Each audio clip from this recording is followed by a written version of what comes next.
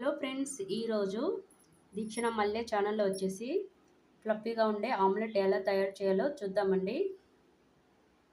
అందుకు కావాల్సిన పదార్థాలు అయితే చూసేద్దాం.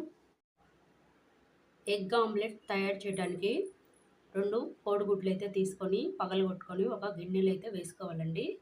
ఇప్పుడు ఇందులోకి చిటికెడు పసుపు,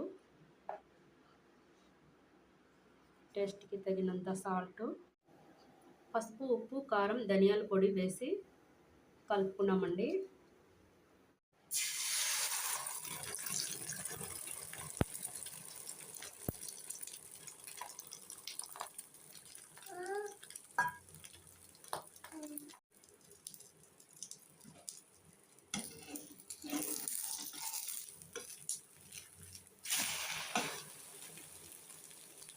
చూడండి ఫ్రెండ్స్, ఎంతో ఫ్లఫీగా ఉండే ఆమ్లెట్ అయితే తయారైంది.